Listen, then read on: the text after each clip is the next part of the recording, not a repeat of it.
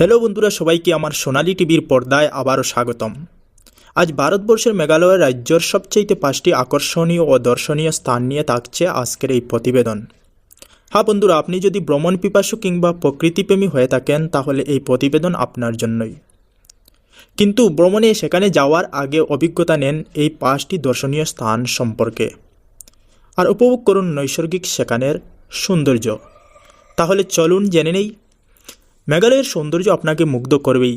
এই টানে বিশ্বের নানা প্রান্ত থেকে পর্যটক গিয়ে থাকেন ভারতবর্ষের এই স্থানে।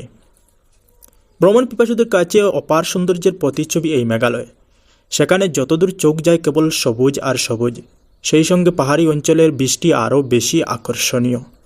সেখানে মেঘেরা আপনার পাশাপাশি বেশে বেড়াবে, যেন মেঘালয় ঘুরতে গেলে দেখতে পাবেন এই 5টি দর্শনীয় স্থান। 1 নম্বরে রয়েছে উমিয়াম হ্রদ। বরাপনি হ্রদ কিংবা উমিয়াম হ্রদ মেঘালয়ের রাজধানী শিলং থেকে মাত্র 15 কিলোমিটার উত্তরে অবস্থিত এক জলাশয় এটি। উমিয়াম নদীতে বাঁধ দিয়ে এই হ্রদের সৃষ্টি হয় 90 শতকে।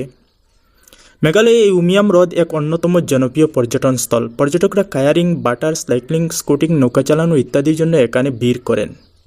এই হ্রদের চারপাশ পাহাড় দিয়ে ঘেরা। বর্ষাকালে এই হ্রদের সৌন্দর্য হয়ে ওঠে নৈসর্গিক। 2 নম্বরে রয়েছে কিলাং রোক।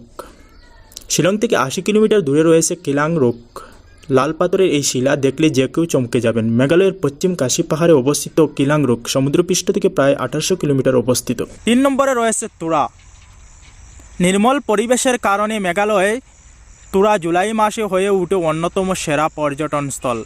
গারু পাহাড়ে অবস্থিত তুরা প্রকৃতিপ্রেমীদের জন্য এটি একটি আদর্শ জায়গা। তুরা থেকে 12 কিলোমিটার দূরে অবস্থান করছে নকরেক জাতীয় উদ্যান। সেখানে সোনালী বিড়াল, লেপার্ড, বনমহিষ এবং তিতির পাখি সহ বিভিন্ন প্রজাতির প্রাণী দেখতে পাবেন। 4 নম্বর রয়েছে চেরাপুঞ্জি। বিশ্বের দ্বিতীয় সিক্ত স্থান এটি। বছরে প্রায় পুরো সময় ধরেই সেখানে বৃষ্টি হয়, ফলে সারা বছর থাকে সবুজ।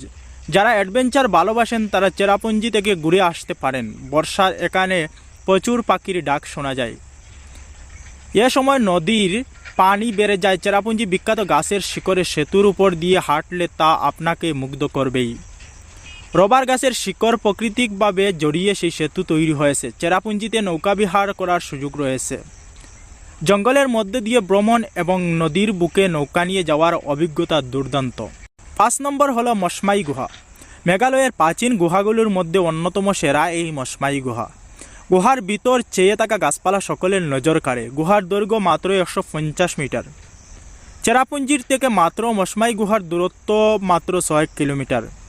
গুহাটি অবস্থিত মেঘালয়ের পূর্ব কাশী পাহাড়ে।